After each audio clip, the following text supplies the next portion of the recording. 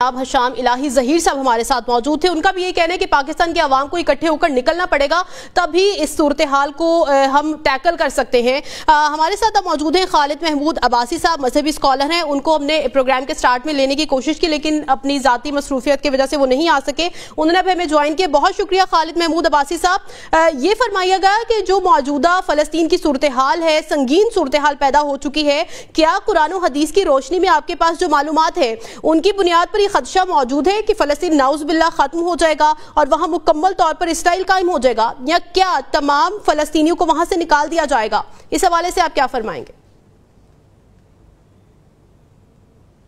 ये बिस्मिल्लाहिर्रहमानिर्रहीम। देखें, ये इस वक्त जो सवाल है ये एक कम अज कम इस एतबार से एक हकीकत है कि अमेरिका और इसराइल इस बात पर तुले हुए हैं। उनका पूरा मंसूबा है कि यहाँ से फलस्तीनियों को निकाल बाहर किया जाए और इस सारे इलाके के ऊपर जो है वो इसराइल का कब्जा हो जाए। न सिर्फ इस इलाके के ऊपर बल्कि उससे बात आगे जानी है, लबनान, उर्दुन, उसके बाद शाम, और बल्कि ये कि इससे भी आगे दूसरी तरफ मिस्र की तरफ और इस तरफ इराक की तरफ भी जाना है, और आखिरकार सऊदी अरब तक भी बात पहुंचनी है, मक्के और मदीने तक भी बात जानी है। ये वो ग्रेटर प्लान है। देखें, 67 में जो 48 में ये रियासत बनी थी, कदम ब कदम आगे बढ़ रही है और इसने अल्टीमेटली जहां तक जाना है वो ये जगह है जो मैंने आपके सामने रखा है। इनके मंसूबे तो ये हैं, इसमें कोई शक नहीं है। दूसरे, और ये ग्रेटर इजराइल का जो तस्वुर है ये हकीकत है, ये कोई कहानी नहीं है और ये कोई साजिशी थ्योरी नहीं है, ये वाकया है, अमर वाकया है। इससे अब कोई इनकार नहीं कर सकता सिवाय उसके कि जो अंधा हो। मैं ये अर्ज कर रहा था कि ये एक हकीकत है, इससे इनकार नहीं किया जा सकता। और ये जो इस वक्त सूरत हाल है उसमें ये एक वाकई खतरा है कि ये तमाम फलस्तीनियों को यहाँ से निकाल बाहर करें और इन्हें किसी डेजर्ट में जाके आबाद करने का कोई मंसूबा इनके जहन में है, शायद सहराए सीना में ले जाने का है। अच्छा। और अगर ऐसा होता है, ये बात समझ लें, अगर ऐसा होता है तो एक ना खत्म होने वाली जंग छिड़ जाएगी इस इलाके में, जिसकी खबरें पहले से हदीस में मौजूद हैं, बल्कि बहुत सी अहादीस हैं जो आर्मगडान पे बात कर रही हैं। मलखमतुल कुबरा और मलखमतुल उज़्मा की बात आती है, जो मलाहिम जो होने आखिरी दौर में। तो ये साफ नजर आता है कि हम उस आखिरी दौर में दाखिल हो चुके हैं कि जिसमें बड़ी बड़ी जंगें होनी है। अब इसमें हलाकतें कितनी होनी है, अहादीस से मालूम होता है।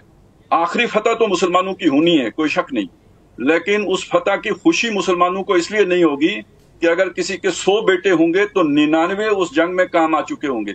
माले गनीमत तो बहुत मिलेगा लेकिन वो हासिल करने की खुशी नहीं होगी। ये है जी जो इस सारे सिनारियों को जो रवायात बयान कर रही है। खालिद महमूद अब्बासी साहब, कहिएगा, क्या आप ये समझते हैं कि वो लम्हा आ चुका है जिसका जिक्र पेश गोइयों या अलामाते क़यामत में आया है, और या अभी भी हालात और वाक़यात की तरतीब में तब्दीली मुमकिन है? या इस तरह से कह लें कि अगर मुसलमान खास तौर पर पाकिस्तान और अरब दुनिया मुखलिसाना कोशिश करें तो क्या आपके ख्याल में सूरत हाल बदली जा सकती है, या फिर ये मामला अब अपने इख्तितामी मराहिल में दाखिल हो चुका है? ये दो चीजें बिल्कुल अलग हैं। देखें, मैं आपको ये एक बात आपके सामने रखूं कि नबी सल्लल्लाहु अलैहि वसल्लम ने फरमाया कि अगर तुम ये देख लो कि क़यामत की अलामात ज़ाहिर हो गई हैं, सूरज मगरिब से निकल पड़ा है, बस आखिरी दिन है, उसके बाद क़यामत है, और तुमने जो दरख्त काट लिया है उस पर कलम लगाने के लिए, तो आप अपना काम जारी रखो, आप ये ना देखो कि क़यामत शुरू हो गई है। तो एक चीज हम ये देख रहे हैं, जो प्रिडिक्ट कर रहे हैं वो यूं समझिए तकवीनी उमूर हैं, वो अल्लाह के काम हैं, अल्लाह कर रहा है। एक हमारी जिम्मे ड्यूटी है जो हमने अदा करनी है, वो एक अलग बात है, उसके साथ कोई ताल्लुक नहीं है कि होना क्या है। हमने देखना यह है कि हमारा तकाजा, शरीयत हमसे क्या तकाजा कर रही है। तो शरीयत का तकाजा यह है कि एक मुसलमान पर कहीं पे भी जुल्म हो और वो अगर तुम्हें पुकारे कि मेरी मदद को आओ, तो बाकी मुसलमानों के ऊपर लाजिम हो जाता है उसकी मदद को पहुंचना, और ये कि जो उसके पड़ोस वाले हैं उन पर फर्ज हो जाता है। अगर वो पड़ोस वाले कफायत ना करें, पूरे ना पड़ें, तो फिर उनके जो साथ वाले हैं उन पर लाजिम हो जाता है। करते करते पूरी दुनिया के मुसलमानों पर लाजिम हो जाता है कि उनकी मदद को पहुंचे। ये बात तो वो है जो शरीयत हमें बता रही है मुसलमानों के लिए। लेकिन मैं माजरत के साथ अर्ज करूंगा, इसका ये ना समझिए कि ये हम बात अगर रख देंगे लोगों के सामने तो मुसलमान हुक्मरानों को ये कोई एक जो है ना अल्लाह ताला की तरफ से हुक्म समझकर इसकी ताबेदारी के लिए खड़े हो जाएंगे। ऐसा बिल्कुल नहीं होगा, इसलिए कि वो बाकी इस्लाम के अहकामात पर कौन सा अमल पैरा है, जो इस्लाम के इस हुक्म को पूरा करने के लिए खड़े हो जाएंगे। मुसलमान तो इस वक्त वो हैं, माजरत के साथ अर्ज करूंगा कि एक तरफ अगर आप देखें तो जो फलस्तीनियों के पड़ोस में बसते हैं वो फैसिलिटेटर हैं उनके, इजराइल के भी और अमेरिका के भी। और जो हम बैठे हुए हैं यहाँ पे, जब अफगानिस्तान के ऊपर हमला किया था अमेरिका ने तो हम फैसिलिटेटर थे उसके।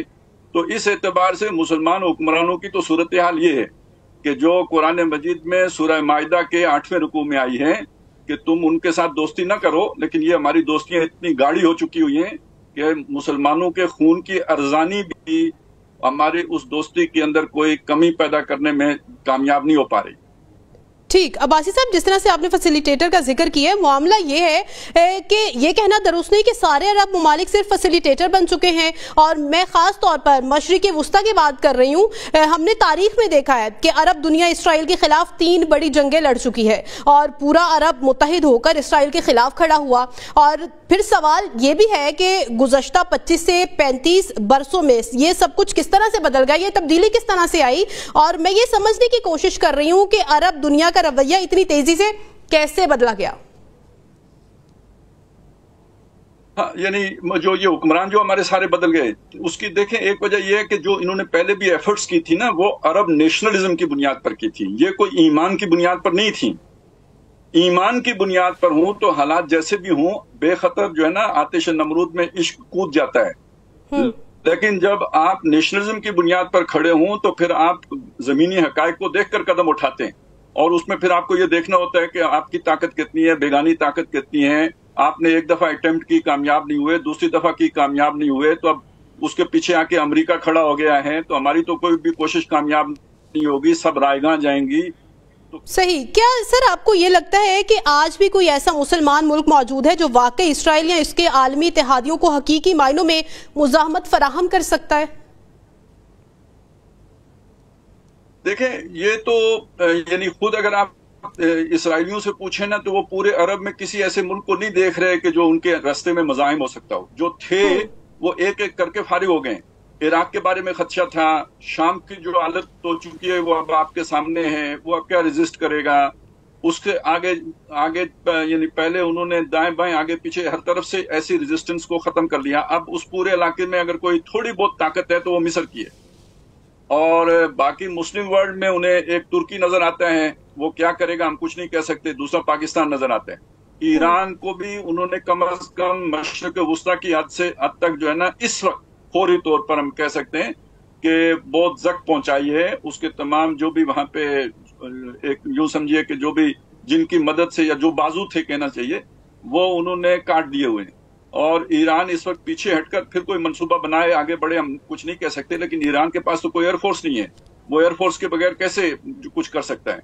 और मुकाबले में सिर्फ इसराइल नहीं है, अमेरिका है। ये भूल जाएं कि सिर्फ इसराइल है, अमेरिका है पूरी ताकत के साथ, बल्कि ये कि पूरी वहशत के साथ अमेरिका पीछे खड़ा हो गया। आप जो पिछले दिनों की जो भी ट्रंप के मुख्तलिफ बयानात हैं, ट्वीट्स हैं, जो उसने गजा के बारे में अपने मंसूबे जाहिर किए उन सबको सामने रखें तो ये दर हकीकत अमेरिका अपनी तमाम ताकत के साथ अपना जो भी इंसानी हुकूक का कोई जुब्बा अगर था, फरेब का जुब्बा, फिरका सालूस कुछ था, वो उतार कर और बिल्कुल उरिया होकर वो एक वहशत का इस्तियारा बनकर इसराइल की पीठ पर आकर खड़ा हो गया।